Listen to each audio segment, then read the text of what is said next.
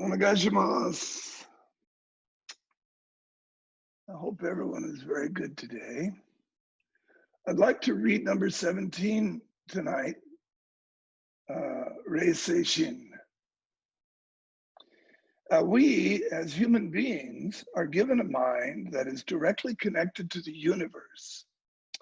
This is Reisei-shin. Water, when it settles, can clearly reflect the moon. When our mind becomes calm, Reisei-shin expresses itself clearly and unmistakably. Once this mind arises, in that moment, any selfish urges and desires disappear, and the universal mind of love and protection for all things shines forth. Let us polish our Reisei-shin. So tonight, our subject is the second saying of Koichi Toi Sensei on our list of 37. The body has limitations, but the mind has none. Oh, the fundamental teaching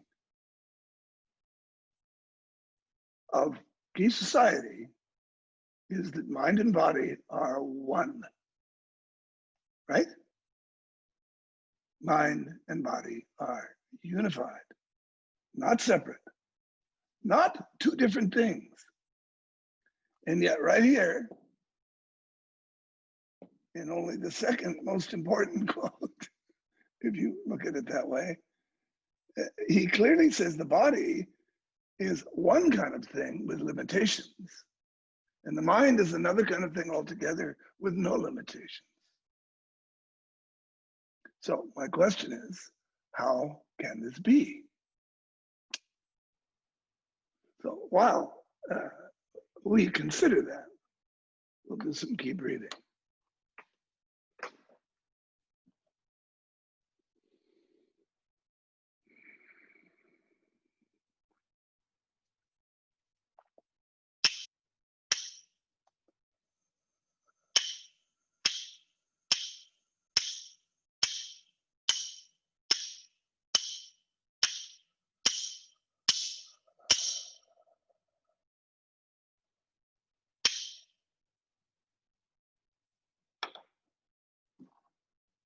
Okay, stretch.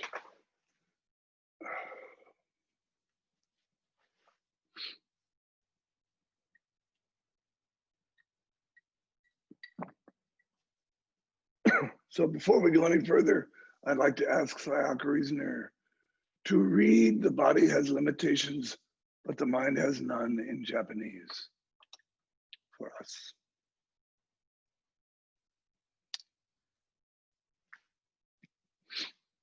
体には限界があるが、心には限界がない。Thank you very much. So the body, in this sense, is the world of the senses: taste, smell, sight, hearing, feeling.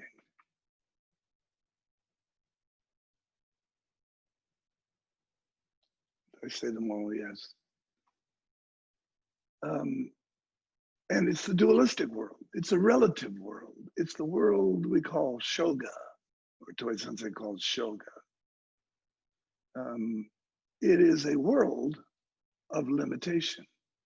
It's up and down, left compared to right, good compared to bad, pleasure compared to pain. Everything is a little bit of this and a little bit of that. Nothing is by itself separate from everything else. Everything is interdependent. Everything in the world of senses and the world of the body is limited by everything else. Every time one little thing happens, it changes the entire physical universe. Everything is always relative to something else. So nothing stands by itself in the world of the body.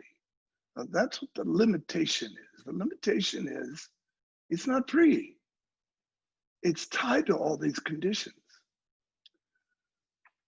Whereas mind is completely free and without limitation. But if I can say this way, so body has its own little mind. It has a little body mind. We call it the selfish mind or the self mind or the ego. And that little mistaken notion is given enough of mind, just enough to make trouble, just enough to get itself into trouble, and just enough to get itself out of trouble. So it is a practicing mind, keiko. It's always trying to improve itself. It's always trying to get out of the worst condition and get into a better condition. But it's very limited. You know, it doesn't have freedom to be completely free of that striving. It's required. So that when something comes along that challenges us, we either fight it off, fight to survive, use whatever power we can find to win, to take control of the situation, or we collapse and just give up in the face of it all. But we cannot resolve that without big mind. We can't connect with everything and everyone that's around us without big mind or universal mind, or Toy Sensei calls Rei Sei Shin. Now, he also has another word that I want to remind you of, taiga. So yes, he calls the physical world of the senses, the body world, that small body mind, he calls that shoga. And the kind of training we do to improve that is called keiko. Okay, keiko practices. But he calls, when he uses the word taiga, that's not just mind world, it's mind and body world. It's mind and body connected. It's everything. So it's not we often see it because we see the world, we live in a relative world where we compare one thing against another. So we often see taiga as off against shoga. Like there's this relative mind, and then there's this absolute mind, and they're completely separate. But that's not true. That's not what taiga means. Taiga means everything. Taiga means mind and body unified. That's why I always say, when you come to the dojo, bring everything. Don't leave the part of yourself home that has bad habits and never bring that person to the dojo. Don't leave the person at home who has tendencies, who carries baggage, who has a lot of stuff. Bring that with you to the dojo, because that's where it gets resolved, because that's where mind-body unification can take place. That's what we're all focused on when we're in the dojo. And when we're in this class, same thing right here. I wanted to read Reisei Shin about this because it talks about calmness. And when the pond is really still, it reflects the moon, or a bird if it's flying by. It reflects you. It reflects your partner. It reflects everything in the sense world clearly. And so he says, when we have mind-body unification, when Reisei Shin is activated, is active, when taiga, mind and body unified, is together, then he says all those concerns, he calls them, I think, urges and desires and fears, but those are just distractions born out of delusion. Those things are set aside. It's not because they're wrong, or we don't like them, or we judge them as being bad. It's because when we're filled with, as he says, love of the universe, when we're in Reisei Shin, when our mind and body is unified, then we're very together. And there's no room for negativity. It's not that it's wrong or that you've chased it away or that you're too good for it. It's just not necessary. It's only, negativity is only necessary when we're fearsome, when we're afraid, and when we're confused. And when we're dependent upon that little bit of selfish mind that we stole. And well, maybe we were given it, but we certainly misuse it, don't we? And so when that's active, of course, that's when there can be no peace on earth.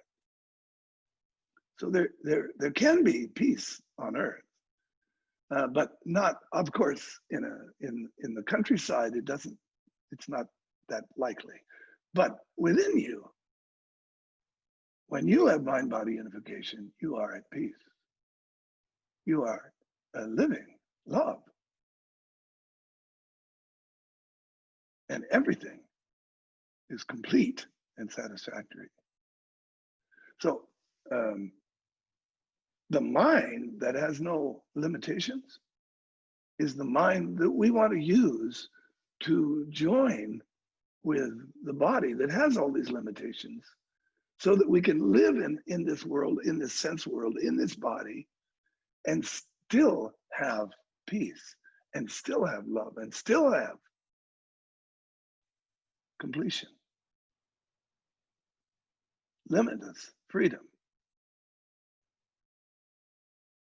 So in the dojo, that's what we practice all the time. When I grab your wrist and hold it, when I give you any kind of a key test, I'm checking to see if you have mind, body unified.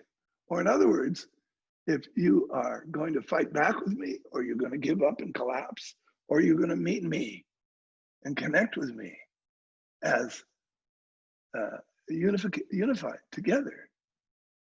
And then if you do this, then you pass the key test.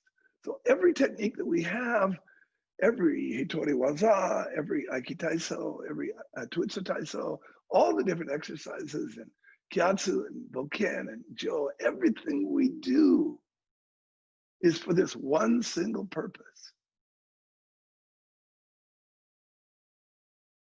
And that's to be in mind-body unification while in the body. So even in meditation, keep breathing, it's much more obvious because we're actually concentrating on the breathing. So we bring mind to body breathing. We let the mind guide the breathing. So we have mind-body unification. But even when we're sitting meditation, we're resting in the body. We're resting completely in our kinetic sense of feeling. So the answer to the question that I had in the beginning that I gave you, how can these two things both be true? The body has limitations and the mind has none, and yet mind and body are one, is that mind and body are unified. Okay, so tonight we're going to do something different, not very different, a little bit different. We started with 10 minutes discussion group, and it went to 20 minutes discussion group because 10 was too short. And now we're going to take it back to 15, just for tonight, and maybe we'll see how you like it. But I just want to say one other thing about this.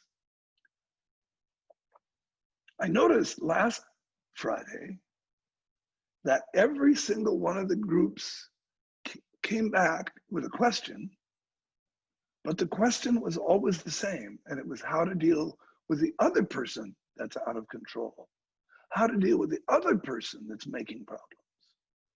So that made me realize that maybe there wasn't really inquiry going on here. So this discussion, the way we do this is we practice noticing in a group. In other words, every time there's some sort of subject that I bring up, and that subject is, for every single subject that we have as a point of interest in our Aikido practice, is very difficult to understand. We all understand different parts of it. Maybe no one sees the whole elephant, but everybody sees different parts of it, okay? So if you sit for a full 15 or 20 minutes discussing what it is that each of you don't understand about this, if that's the query you have, if you're inquiring into the nature of this subject, the first thing you'll come up with is one of the things that you don't understand about it. And there you have a question. And then you get all of those questions from each person together, and you pick a spokesperson, and you pick the question you all agree to ask. There's no way that you can have a discussion for 15 or 20 minutes on a subject, 4 or 5 people, and only just come up with, well, we don't have any questions. There's nothing we don't understand about this. We understand it completely. We know that's not the case, but it only happens because the discussion is not being used to discover what it is that I don't get about this question, whatever it is. What is it that I don't understand about this subject? So your job as an individual in this group is to inquire into your own nature, to notice what it is that you don't understand and bring it up boldly and discuss with each other. So then once you come back, you'll have something pretty meaningful because it will come from all 4 of you. Okay, so 15 minutes tonight instead of 20, and you can begin now. John will take you to your rooms. Hi, everybody. Yes, good morning, good evening. We were in room number 2 with Linda Sensei, Joni Sensei, Jan, and Roy. So a completely Hawaiian group, except this German guy. Yeah, we had a very interesting discussion, and everyone basically had a similar way of thinking about this, that one saying is using the word mind in a certain aspect, and another saying is using also the word mind, but in a different aspect. And we are always using the word mind, and it seems to be using different definitions of what we talk about. And basically our question is, when I see that my thinking mind is causing separation, and mind and body, my mind and my body are one, and when we have a key test and my state of mind is now very calm, and I am one with everything, so I have universal mind, I can see all that. So I can see my body, I can see my thoughts, I can see my state of mind. Who am I in this? That would be our question, basically.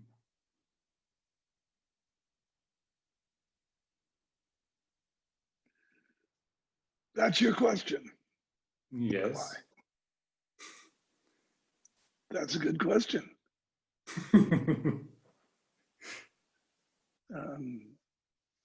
Okay, let's just take a look at this for a minute. First of all, when you have thoughts about something, there's a reason for that. And the reason for the thoughts is tells you where the thought came from and what it's for. If it's organizing the sense world for you, that thought structure, then it's important to listen to it if it's the right time, all right?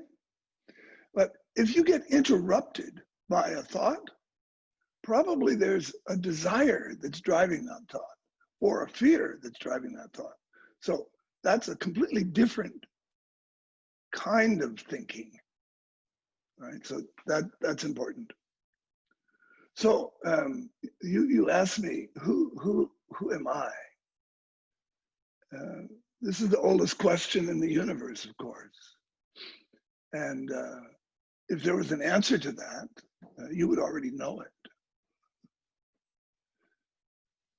So I is a little bit like mind. It depends on what you mean by I. So usually when we say I, we're referring to our constructed being, our Shoga personality with the name that has a name and has a body and has a personality, has a job, has a family, has an identity of sorts. So that I is the I of the sense world. That is the I of the body, and that is an I that is borrowed. It's limited and can never be free because it's borrowed from something much, much, much bigger. It's borrowed. I said sometime in the introduction, I said, at one point I said it was stolen. You steal it. And another time I said it was given. I think it's more generous to say it's allowed to take place for our own benefit so that we can see just where that will lead us. So in illumination and surfeit, when we've noticed enough, then we'll stop trying to imitate God and we'll start listening instead. Now, that doesn't mean that there is no center to you, that there is no you-ness, there is no I-ness. There is the I who is I. But that can never be known because the only one to know it is the I. The only one to see it is the one itself. And of course, it's the one that's looking. So there's no way it can see because it's looking. Always. It is awareness itself.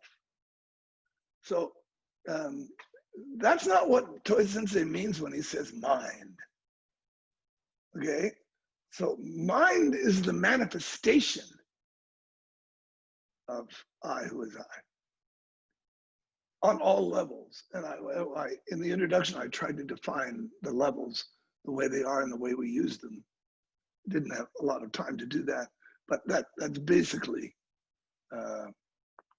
the sense body and the relative condition and the limitations of that.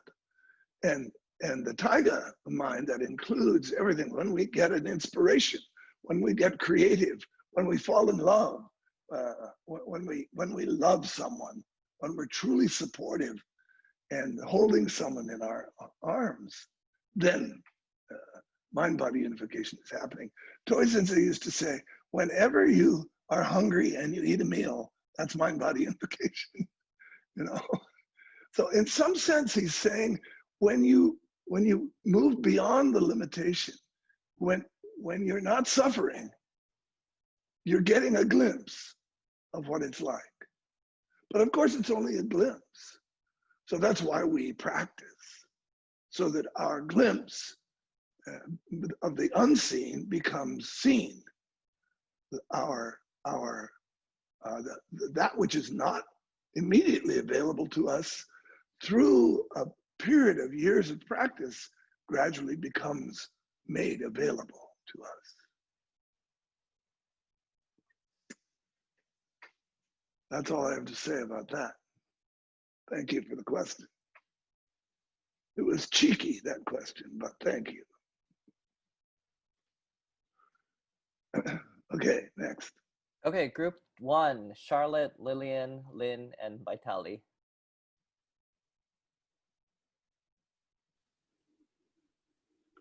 Go. Yes.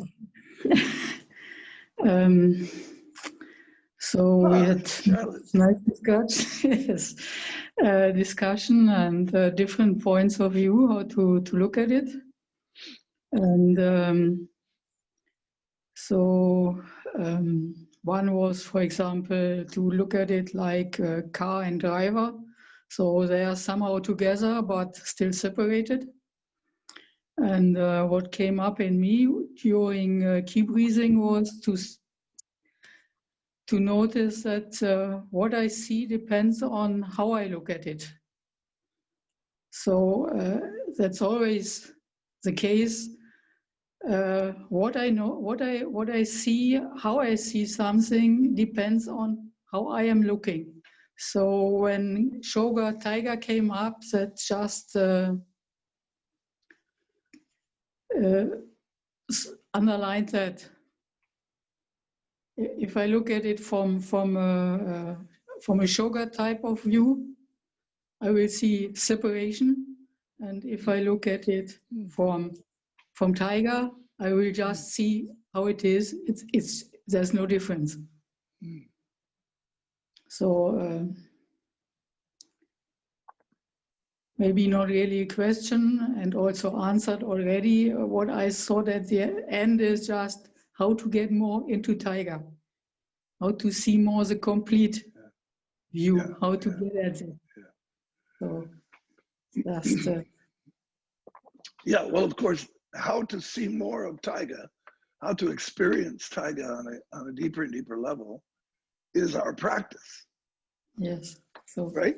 So that's why we're practicing with that in our mind, in our heart.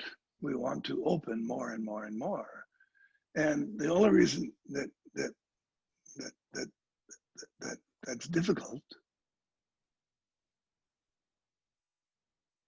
is because of the subconscious mind, the conditioning and structures that are in the subconscious mind that blind us to the light. They're dark and they screen it out, so we can't really experience it as much.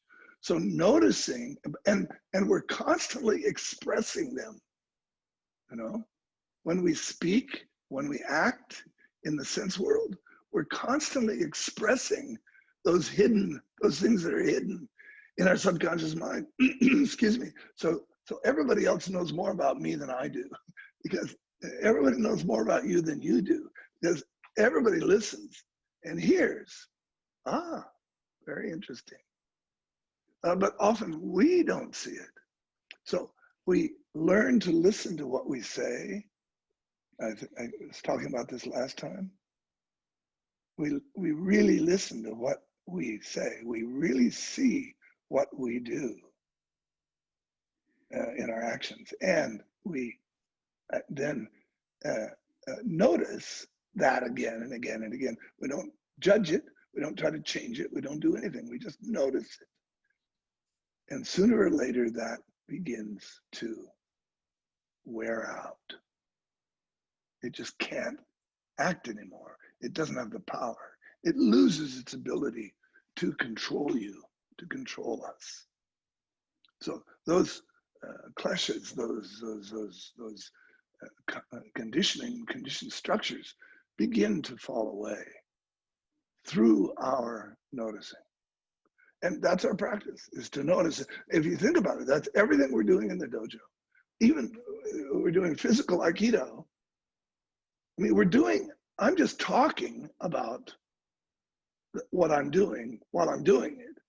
But in the dojo, I might be just moving or doing some kind of just cutting or some kind of exercise that demonstrates this practice. And while you and I are doing this in the dojo, we are busy noticing. We are in awareness. So we're noticing what it is that's being revealed through our movement about our subconscious mind, about what we're holding onto that we won't let go of. So it's a wonderful thing, our practice. I'm very grateful for it. And thank you for your question or your comments anyway.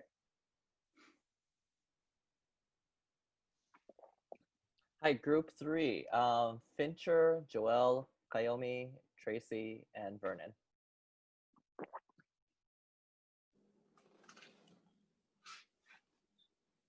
Hello. So hello, I'm the Joelle. one. I since I have a one. So our group was with Vernon, Kayoni, Fincher, and Tracy. And actually, my question you answered several times already with the other questions. And it was about the bridge between the Shoga mind and the Tiger mind that can be achieved through the training of Aikido. So, Okay, good. yeah. And Did you want to say something else? well, since you answered a lot of that already, I would like to add to that question. All right. And maybe more like a testimony for myself that through the training of Aikido, I have achieved infinite possibilities that I had no idea before I started. And not only in my mind, but in my body. The limitless possibility of the body through having access to wider possibilities through the training, or maybe accessing more the tiger mind. Yeah. Yeah, so, you know, we'd like to say that or I like to say anyway, that the one point is that transition point. It is that bridge. It is that the gateway from between the body and the mind, or in other words, between Shoga and Taiga. So when we keep one point, we are instantly, not instantly, you can't say a word that we don't have a word for it because it's before instantly. We are mind-body unification when one point is activated. I mean, one point is that. So it's not right to say we are instantly plunged into Taiga like that, but instead it is Taiga. It is our very nature, in other words. It's just like going, oh, right. Unlimited possibility. Oh, sure. Yes, of course. You know, and I think Kayomi mentioned one time when she got upset about something, her computer or something, she forgot what she was doing. She forgot all about Taiga. She forgot all about composure. She forgot all about not being pissed off. And we all know what that feels like, right? When we lose it, when we lose our one point, we forget. Even when we're sitting in meditation, we just become distracted by an urge of some kind. A need of some kind is arising and makes us think about something. When we wake up from that and go, oh, unlimited possibility. Oh, mind-body unification. Oh, right, one point. So,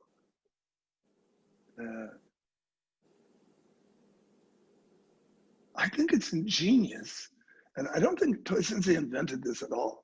This comes with a package, but that you use your body to access Taiga.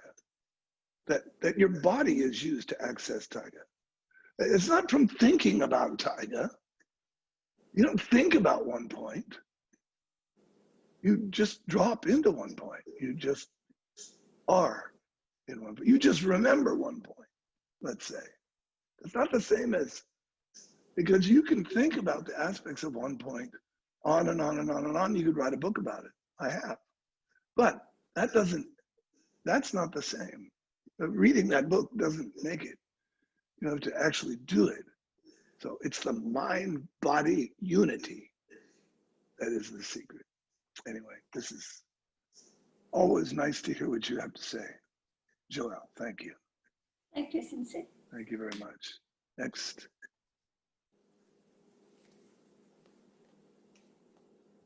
Hello, I suppose it's me. Hello. Hello. Good morning, good evening. So group 4, Phoenix, Stokesbury Sensei, André, pardon, Alaria, myself. So I suppose what you said covers pretty much the point we wanted to make. But still, the background is that people express a feeling of deprivation about the lack of body contact, the lack of physical contact, and the fact that they're missing the possibility in a dojo to be in contact with people. So deprivation. At the same time, people observe that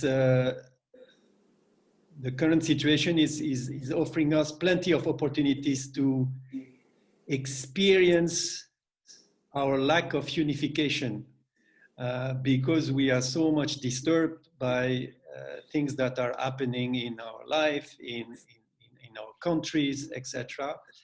People are confronted to difficult situations, and they can see they are having troubles keeping this unification. And then there was a discussion about do we really understand what Taiga mind is about? Because in the sentence, the body has limitation, but the mind has none. Are we not, when reading this sentence, are we not understanding mind? Well, the word mind, we understand it wrongly. Because we have difficulties grasping what Taiga mind is about. We end up confusing this with what we experience mostly, which is the Shoga mind. So I'm not sure I'm passing across the message clearly enough. So basically, there's a difficulty, possibly grasping what Taiga mind is about. At the same time, people understand the idea of unification. Earlier you said when we are not suffering, we are experiencing Taiga. So these are easy things, but I think maybe it's the simplest thing to look at here is the simplicity of a toolbox. You know, what we call Shoga is like a toolbox. You know, some people have really sharp tools in their box. Some people, the box is all rusty and dull, not so good. Because you have to take them out, you have to sharpen them all the time. You have to take really good care of the tools, right? And you have to develop really good tools. That's all of our Keiko practice. So that toolbox is very, very useful depending on who's using it and who's taking care of it and what the nature of it is. So when we have mind-body unification, we cannot do any harm with it. We cannot be, we can be nothing but supportive with the tools that we have. It might be as a butcher, as a baker, as a candlestick maker. It might be as a Peace Corps worker. It might be as a college professor. It might be as a government official. And it might be as just a simple contractor like me. But whatever it is that you use it for, the ultimate use of it, the ultimate use of the tool is to keep one point. The whole thing is made up. Every single moment we have, it's a clue that says, pay attention. Pay attention. In other words, keep one point. In other words, I was talking about with Olaf, the I that is the I, the original one inside, the awareness itself is accessed through free will. That's the will that everybody talks about, that we're given. We have free will. So when we choose to keep one point, when we choose Taiga, when we choose mind-body unification, then the tools are all used exquisitely in the way that we're made for. And that's what Toy-sensei means when he says all wicked desires and urges fall away. In other words, all the negative uses of the tools don't come into play. As long as we are connected to who we actually are, our source. That's what I have to say there. Thank you very much.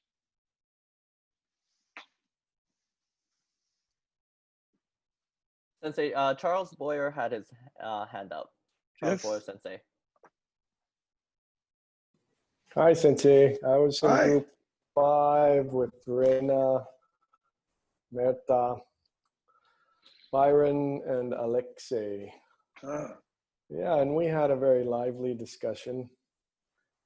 Some great ideas. And it also proved to be pretty kind of a frustrating subject for some. So for some, maybe we can't even imagine limitlessness or what that is. Can't even conceive of it. So how can we possibly experience it? And then for some of us, we can imagine it and we can conceive of it, but how can we actually experience it? It's not the same. So, and I'll go even one further here and ask, how can we truly know that we are experiencing limitlessness, mind-body unification, and not just thinking about it?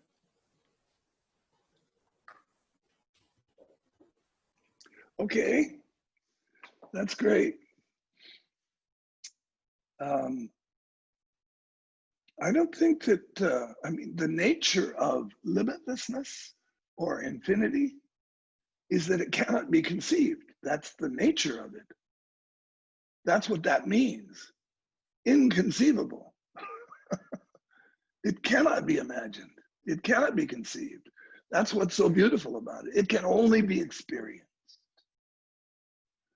Now, here's the interesting thing to me about this, is that because we live in this limited world of senses, this relative world, we experience infinity relatively.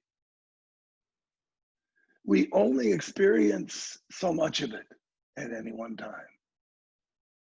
I think while you're in the body, maybe you don't get to experience all of infinity, which, I mean, that is a non sequitur anyway. You can't, there's no such thing. There couldn't be all of infinity because infinity is infinity.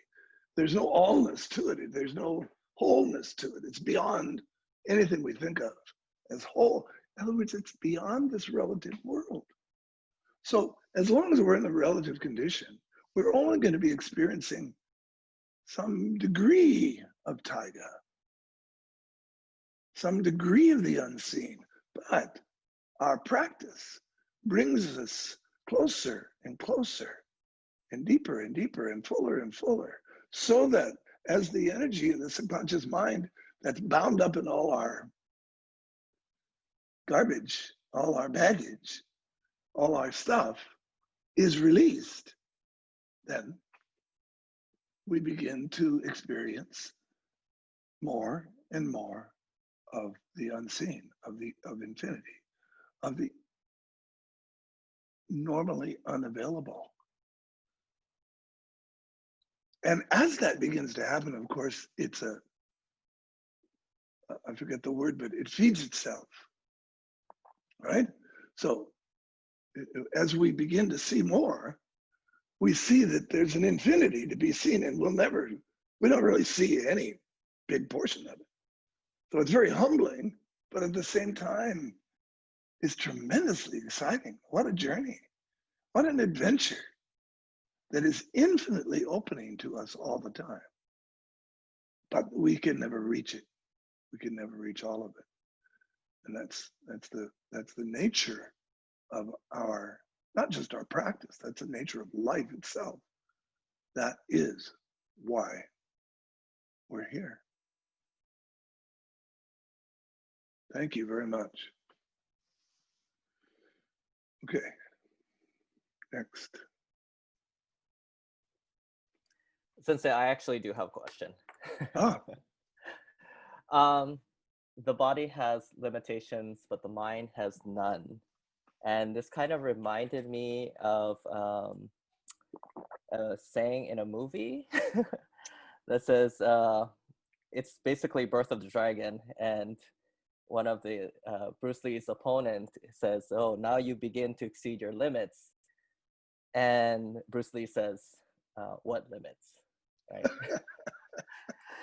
Only Bruce Lee can say that. No, in but the movies. yeah, I had a question in the sense of, you know, some of these sayings, I feel like there's a positive and a negative in a way. Like, I don't like to use that word, but some people, I feel like without limitations, they go to, there's a great deal of pain and suffering that can be caused by without limitations. And these folks who think of these things, their mind, I feel sometimes I feel like they don't have limitations. Their mind doesn't have limitations, and so they press. And of course, with a lot of change and with a lot of limitations, there's a lot of sacrifice, right? You sacrifice certain things by not having limitations. Yeah. Well, when I was in college, I remember one evening, realizing that I'd lived my whole life thinking that I was after freedom. And by freedom, I meant free to do whatever I wanted to do. Mm-hmm. And I suddenly realized that that's not freedom. Freedom is being free not to do it. In other words, not to be not to be a slave to it. So when we see this is part of awakening. It's a little tiny part, but it's an important part, because there's still a big part of our world, like with the mask thing. People say, that's not freedom. I'm not going to wear a mask. And a lot of harm can come from that misunderstanding of what freedom is. That's not freedom. That's just bullishness. That's just arrogance. Okay, thank you very much. Domo arigatou gozaimasu.